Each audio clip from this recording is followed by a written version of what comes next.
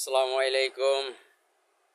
আজকে আলোচনা করব বাংলাদেশে ইসলামী হুকুমত কায়েম না হওয়ার কারণ।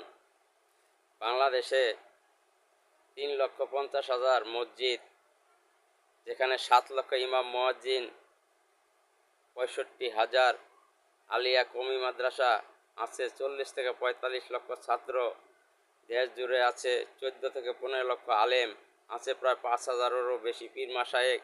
আর সেই বাংলাদেশে চলবে আল্লাহ তাআলা ও রাসূল সাল্লাল্লাহু সাল্লামের বিদ্রোহী শক্তি তাগুদের নেফাকি অনুশাসন।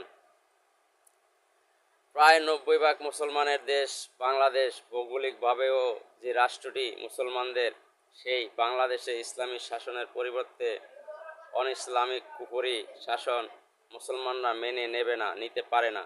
আল্লাহ তাআলা রাসূল সাল্লাল্লাহু সাল্লামের ঘোষণা মোতাবেক ইসলামী শক্তিকে একমাত্র শক্তি বানিয়ে মুমিন মুসলমানেরা স্লোগান হবে আগামী দিনের দরকার ইসলামী সরকার, বাংলাদেশের ভবিষ্যৎ ইসলামী রাষ্ট্র, ইসলামী সরকার।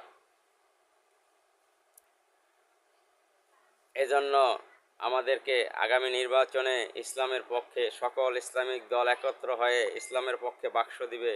আর এই বাক্সতে আমরা এদেশের ধর্মপ্রাণ মুসলমান যারা আছি সকলকে এই একই বাক্সে দলমত, জাতি, ধর্ম নির্বিশেষে সবাই একত্রভাবে ইসলাম প্রতিষ্ঠার লক্ষ্যে সবাই ইসলামের পক্ষে ভোট দিতে হবে।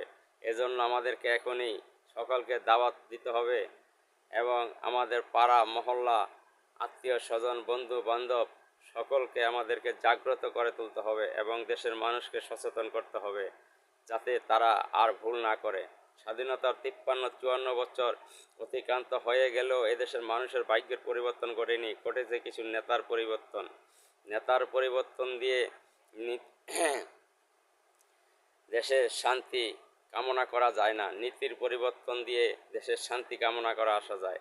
এজন্য সকলকে ঐক্যবদ্ধভাবে একটা গণ আন্দোলন গড়ে তুলতে হবে, যে আন্দোলনের মাধ্যমে আমরা এদেশে ইসলামী হুকুমত কায়েম করতে পারি।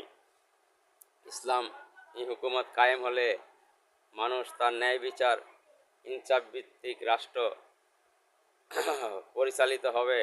তখন সমাজ থেকে অপসংস্কৃতি, ঘুষ, দুর্নীতি, বেহায়াপনা, অশ্লীলতা সমস্ত কিছু দূর হয়ে যাবে এবং এদেশের মানুষ মুক্তি পাবে ইনশাআল্লাহ।